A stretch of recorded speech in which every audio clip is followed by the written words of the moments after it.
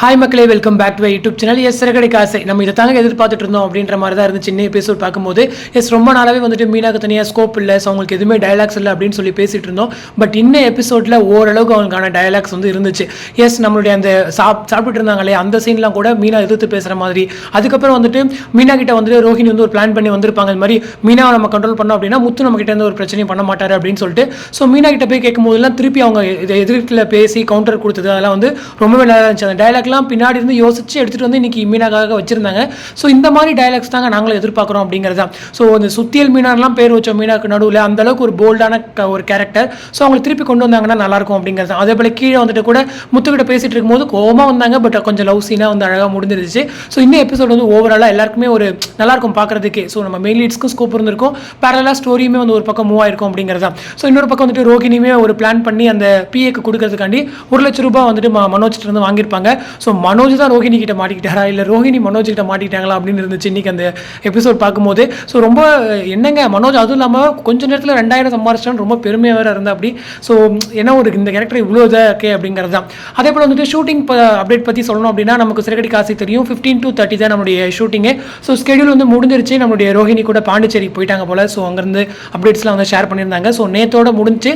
So இன்னிலேருந்து வந்துட்டு first half shoot. So நம்மளுடைய மீனா இருக்காங்க இல்லையா, ஸோ வந்துட்டு கேரளா போயிடுவாங்க. ஸோ அந்த மலையாளம் சீரியலுக்காக. ஸோ நேற்று வரைக்கும் முடிஞ்சிருக்கு. அதே போல் அப்கமிங்கில் அதாவது நெக்ஸ்ட் வீக்லேருந்து வந்துட்டு சத்யாவோட ட்ராக் வருது போல். எனக்கு தெரிஞ்சு நம்மளுடைய முத்துவுடைய ஃப்ரெண்டு இருக்கார் இல்லையா செல்வம், ஸோ அவர் வந்துட்டு டப்பிங்லேருந்து வந்து ஒரு அப்டேட் கொடுத்துருந்தாரு. ஸோ நெக்ஸ்ட் வீக்லேருந்து 5 எபிசோட்ஸ்லாம் வர இருக்கு.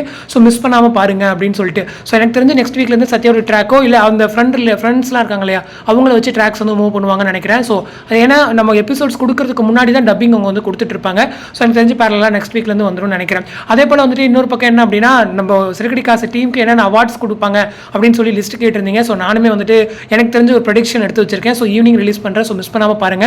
அதே போல் நேற்று ஷூட்டிங் ஸ்பாட்லேருந்து நம்மளுடைய மீனா இருக்காங்க இல்லையா, ஸோ அவங்க கூட நிறைய பிக்சர்ஸ் வந்து ஷேர் பண்ணியிருந்தாங்க. அந்த பூ ரிலேட்டட் அந்த பூ எடுத்துகிட்டு வண்டியில் வச்சு விற்கிற மாதிரி.